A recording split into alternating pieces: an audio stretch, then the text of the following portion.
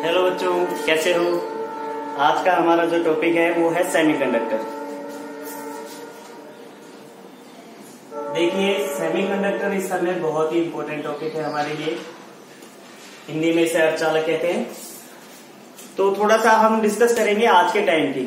आज हमारे पास चाहे हम मोबाइल देख लें, चाहे हम अपना एलईडी टीवी देख लें, चाहे हम अपना कैलकुलेटर देख लें, हमारे पास जितने भी ऐसे इलेक्ट्रॉनिक उपकरण हैं, इनको आप जैसा वर्तमान रूप में आप देख रहे हैं ऐसा पहले नहीं हुआ करते थे। अगर किसी ने पहले के टीवी देखे हों तो देखोगे कि वो पहले के टीवी ऐसे बड़े बड़े हुआ करते थे, उनका साइज बहुत बड़ा हुआ करता था।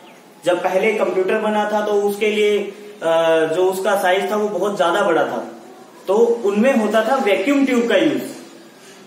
उन उपकरणों में जो पुराने जमाने के उपकरण थे, जैसे पुराना टीवी, पुराना कैलकुलेटर, पुराना कंप्यूटर जो भी थे, उनके साइज बहुत बड़े बड़े थे। आपने किसी ने देखे हो तो बहुत बड़े साइज थे। उनका कारण क्या था कि उनमें यूज होती थी वैक्यूम ट्यूब। तो जो वैक्यूम ट्यूब होती है, उस वैक्यूम ट्यूब में क्या होता है, वैक्यूम ट्यूब के अंदर इस तरीके से एक कैथोड होता है, एक एनोड होता है, और बाया थर्मोनिक इमोशन जो है, तापायनिक उत्सर्जन द्वारा यहाँ कैथोड से जो इलेक्ट्रॉन निकलते थे, उन इलेक्ट्रॉन को एनोड तक पहुंचा के आगे बिजली की सप्लाई हुआ करती थी। तो उपकरण को इस तरीके से यहाँ बीच में वैक्यूम होता था। तो ये हमारे पास वैक्यूम ट्यूब का जो है वो बेसिक है। तो वैक्यूम ट्यूब क्या है कि जब इसको ऑपरेट करते थे वैक्यूम ट्यूब को, तो ये बहुत ज्यादा एनर्जी कंज्यूम करती थी। मतलब वैक्यूम ट्यूब में सबसे पहला काम, इसके अंदर वैक्यूम क्रिएट करना बड़ा कठिन काम है, महंगा काम है। ठीक है, तो एक तो ये कॉस्टली था। सेकंड, इसकी बात करते हैं तो वैक्यूम ट्यूब के अंदर हमारे पास जो एनर्जी कंजम्पशन है वो ज्यादा है, मतलब ये एनर्जी ज्यादा कंज्यूम करती है। तो इस तरीके से यहाँ पर जो वर्तमान में लगभग 1930 के आसपास हमारे पास सेमीकंडक्टर की खोज हुई। तब हमने देखा कि भाई कि ये ज्यादा एनर्जी खा रही है, ज्यादा महंगी है और ज्यादा स्थान घेरती है। तो इसके लिए हमारे पास क्या है कि इसको हटाकर एक नई चीज लाई जाए जो इसका बिल्कुल विपरीत हो, मतलब जो कम एनर्जी खाए, कम स्थान घेरे और काम वैसा ही करे। तो जो वर्तमान में आप एलईडी टीवी और ये सब चीज देख पा रहे हो, जो बहुत ही पतले पतले साइज के, बहुत ही कम साइज के हैं, वो सेमीकंडक्टर की बदौलत ही है। ठीक है, अब मैं आपको इसके अंदर एक मदरबोर्ड है कंप्यूटर का, वो दिखाता हूं। उसके अंदर सेमीकंडक्टर की आप उपयोगिता समझ पाओगे कि क्या कुछ है। तो आप देखेंगे यहां पर ये जो इस तरीके से हमारे पास ये देख रहे हैं, ये हमारे पास रेजिस्टेंस है जिसमें कलर कोडिंग की हुई है। ठीक है, और इसके साथ के अंदर जो बाकी के आप देख रहे हैं, ये जैसे हमारे पास ये छोटे ये लगे हुए हैं, ये हमारे पास क्या है, कंडेंसर है। ठीक है, संधारित्र है हमारे पास। ये छोटे छोटे ये कैपेसिटर लगे हुए हैं, और इसी तरीके से ये बीच में यहाँ पर इसके डिजाइन से बनाए हुए हैं। ठीक है, तो वो आप देखोगे तो वो हमारे पास छोटे छोटे डायोड्स हैं। ये छोटे छोटे इसमें डायोड इसके अंदर इनबिल्ट है।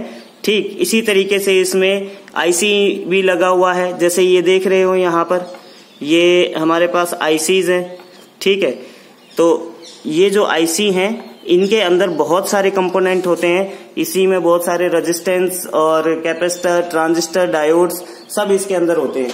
तो इस तरीके से हमारे पास आप देख पा रहे हो कि छोटे से मदरबोर्ड पे बहुत सारे कंपोनेंट जुड़े हुए हैं। तो ये कारण रहता है कि हम इसको कहीं भी छोटी सी जगह पर इसको इस तरीके से बहुत सारे कंपोनेंट्स को जोड़कर एक बहुत ही बढ़िया इलेक्ट्रॉनिक सर्किट जो है कम स्थान पर कम एनर्जी से ऑपरेट होने वाला बना पाते हैं। तो यही सेमीकंडक्टर की बहुत बड़ी उपयोगिता है। तो अगर हम कहें कि हमें सेमीकंडक्टर की आवश्यकता क्यों है, या ये हम कहें कि सेमीकंडक्टर की उपयोगिता क्या है, तो हम सबसे पहला तो यही बताते हैं कि ये वैक्यूम ट्यूब की तुलना के अंदर क्या है, सस्ते हैं। ठीक है, कॉस्ट इफेक्टिव है। सेकंड, हम बात करते हैं कम स्थान घेरते हैं। ठीक है, तो ये जो हमारे पास है कम जो है स्पेस ऑक्यूपाइड करते हैं, कम स्थान घेरते हैं। ठीक है, इनको उपयोग में लाने के लिए कम पावर खर्च होता है।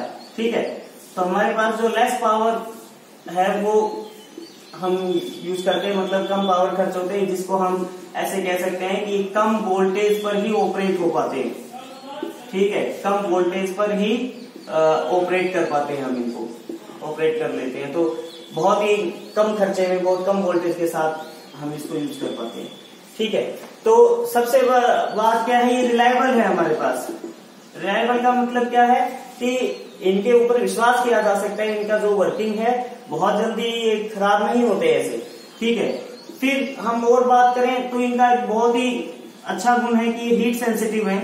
जो इनका बेसिक है, बेसिक क्या कहता है कि हीट सेंसिटिव है, इतने से हीट सेंसिटिव है कि आप अगर हीट को थोड़ा सा भी इंक्रीज करोगे तो इनकी जो कंडक्टिविटी है, जिसको अपन सिग्मा से रिप्रेजेंट करते हैं, ये बहुत ज्यादा इंक्रीज हो जाती है। मतलब आप अगर हीट थोड़ी सी भी बढ़ाओगे तो इसकी जो चालकता है वो बहुत ज्यादा इंक्रीज हो जाती है। तो इनका ये बहुत बढ़िया गुण है। तो इस प्रकार से हमारे पास सेमीकंडक्टर की उपयोगिता क्या है, या हम ये सेमीकंडक्टर आज के टाइम में हम क्यों पढ़ें, उसका हमारे पास यूज क्या है, वो मैंने यहाँ पर लिखा है। तो इसको आप अच्छे से टैली कर लीजिए कि सेमीकंडक्टर के हमारे पास ये बहुत बढ़िया यूज है, जिसको हम आसानी से उपकरणों में देख पाते हैं, जैसा कि एक मदरबोर्ड में अभी मैंने आपको दिखाया। ठीक है, समझ आया सेमीकंडक्टर। अब इसके बाद में हम इसकी जो बेसिक थ्योरी है वो समझते हैं कि सेमीकंडक्टर को हम कैसे डिफाइन करें, क्या है, कितने प्रकार हैं, उसको देखते हैं। चलिए, तो अब हम बात करते हैं सेमीकंडक्टर की डेफिनेशन की। तो सेमीकंडक्टर की डेफिनेशन की जब हम बात करते हैं तो सेमीकंडक्टर की डेफिनेशन हम दो तरीके से समझाते हैं। चलो, सबसे पहले हम क्या है, सेमीकंडक्टर को समझने से पहले हम कंडक्टर की बात करते हैं, चालक की। ठीक है, चालक की बात करते हैं तो चालक क्या होते हैं, चालक वो पदार्थ होते हैं जिसमें से धारा आसानी से प्रवाहित होती है। ठीक है, तो that materials in which current easily flow, तो जिसमें हमारे पास करंट इजिली फ्लो होता है उनको अपन कंडक्टर कहते हैं। तो जितने भी मेटल्स हैं अपने पास, जैसे हम बात करते हैं चांदी, तांबा, लोहा, ठीक है, तो ये हमारे पास क्या है, गुड कंडक्टर है, जिसमें धारा आसानी से प्रवाहित हो जाती है, धारा आसानी से प्रवाहित होती है। ठीक है, जैसे हम बात करें सिल्वर, चांदी, चांदी क्या है, सबसे अच्छा सुचालक है, सबसे अच्छा। ठीक, हालांकि ये कम पाया जाता है प्रकृति में, तो घरों में जो तांबे के तार है ना, उनको हटाकर अगर चांदी का लगा दे तो करंट बहुत इजीली फ्लो होगा। बट ये महंगा आता है, महंगा इसलिए है क्यों, क्योंकि प्रकृति में कम उपलब्ध है। तो चांदी सबसे अच्छा सुचालक होता है करंट का। ठीक है, चांदी हो गया हमारे पास, तांबा हो गया, लोहा हो गया, इस तरीके से जो भी हम मेटल्स देखते हैं वो करंट का फ्लो करते हैं ज्यादातर। ठीक है, तो ये कंडक्टर की डेफिनेशन हो गई कंडक्टिविटी के आधार पे, चालकता के आधार पे, या जिसमें आसानी से हमारे पास धारा आसानी से प्रवाहित होती है। इसी तरीके से जब हम बात करते हैं इंसुलेटर की, कुचालक की, तो इंसुलेटर कौन होते हैं, इंसुलेटर वो पदार्थ होते हैं जिनमें से करंट का फ्लो नहीं होता, अर्थात जो करंट के फ्लो का विरोध करते हैं, या हम कहें जिनकी प्रतिरोधकता, ठीक है, रेजिस्टिविटी इतनी ज्यादा होती है कि उसमें से करंट पास आउट ही नहीं होता। तो इसको अगर हम लिखें तो इसको हम लिख सकते हैं क्या, वह पदार्थ, ठीक है, दैट मटेरियल्स, वह पदार्थ जिसमें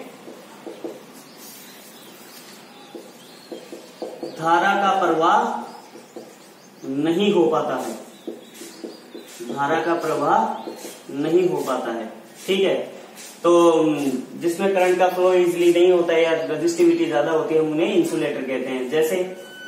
जैसे हमारे पास इंसुलेटर की बात करें तो हमारे पास प्लास्टिक है, ठीक है, सूखी लकड़ी है, ठीक,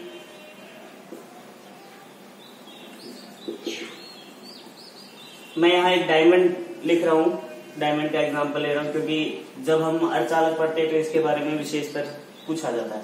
तो जो भी करंट का फ्लो नहीं कर पाता है, ठीक है, तो वो हमारे पास क्या होता है, जैसे कोई कागज का गत्ता हो गया, तो ऐसे आप देख सकते हैं कि बहुत सारे मटेरियल्स है जो करंट का फ्लो नहीं करते हैं। इसी तरीके से अगर हम अर्धचालक की, सेमीकंडक्टर की बात करते हैं, तो सेमीकंडक्टर क्या होता है कि ये जैसे हमने अभी इनकी कंडक्टिविटी के आधार पे बताया, तो अर्धचालक की अगर कंडक्टिविटी के आधार पे डेफिनेशन देंगे तो डेफिनेशन वो होगी कि वह पदार्थ जिनकी चालकता, जिनकी कंडक्टिविटी, वह पदार्थ जिनकी चालकता सुचालक यानी कंडक्टर और कुचालक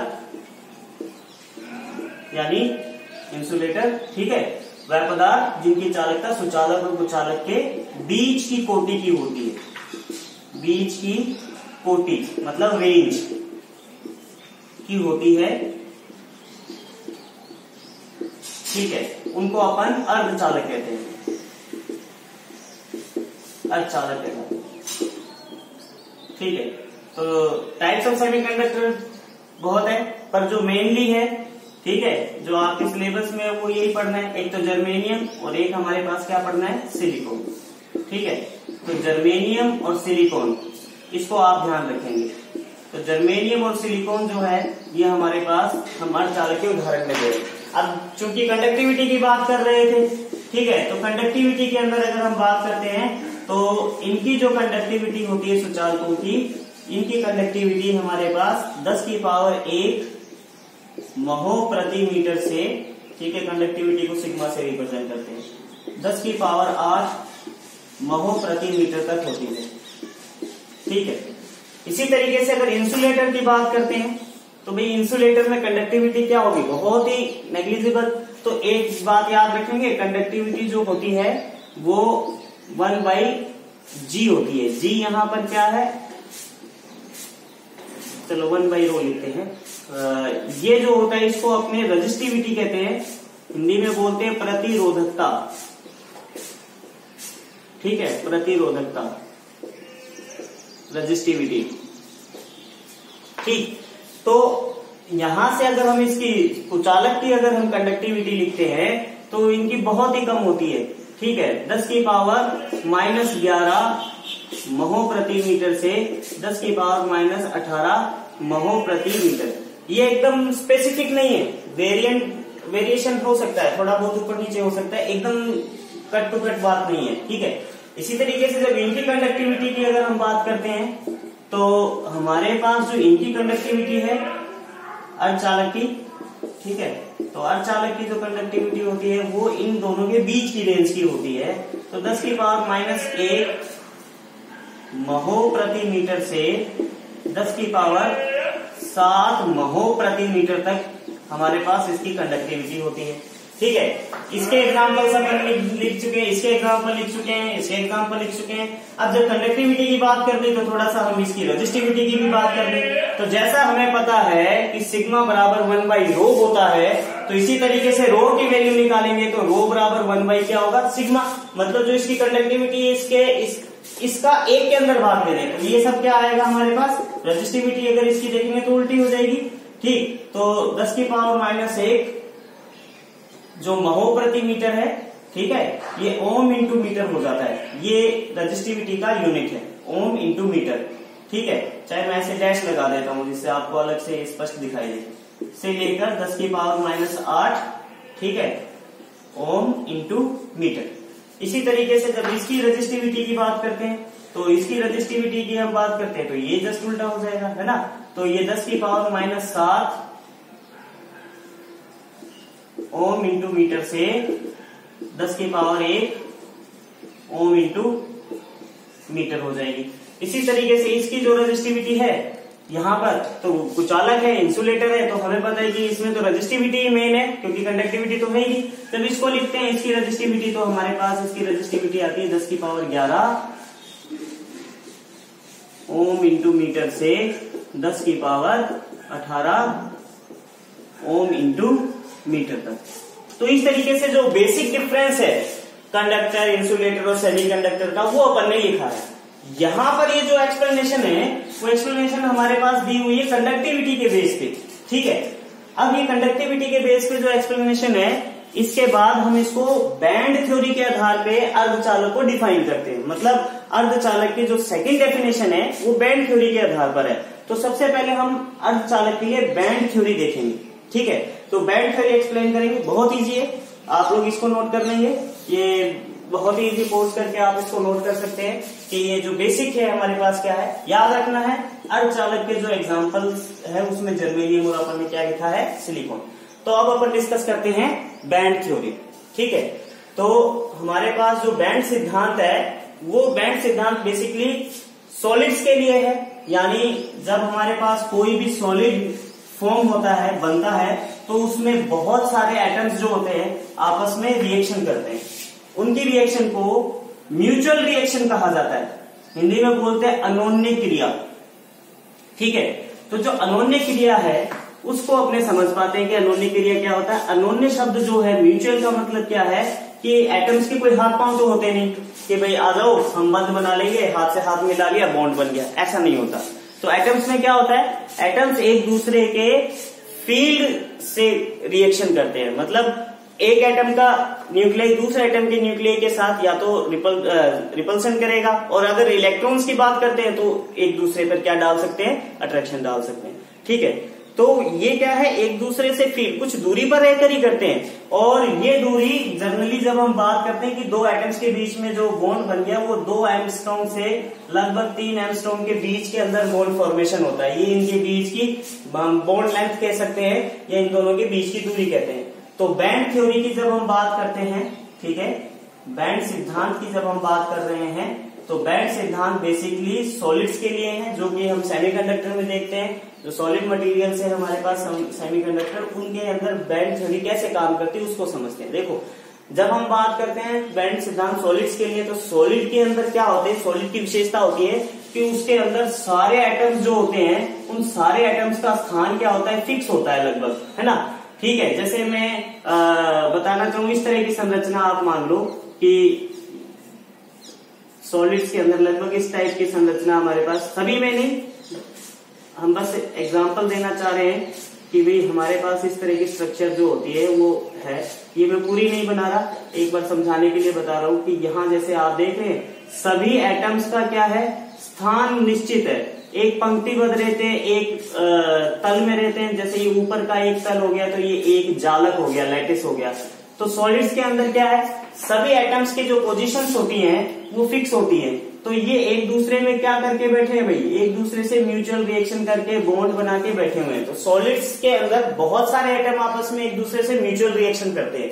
तो अब म्यूचुअल रिएक्शन कैसे होती है, तो म्यूचुअल रिएक्शन में अब ये एटम जो है वो इससे इससे इससे, और यहाँ बीच में भी हमारे पास एक जो है लाइन होती है, उसमें भी एटम्स होते हैं। तो ये सारे एटम्स एक दूसरे से म्यूचुअल रिएक्शन करते हैं, ये सारे एक दूसरे से। तो किन्हीं भी 2 एटम्स की मैं म्यूचुअल रिएक्शन आपको दिखा रहा हूं, ठीक है।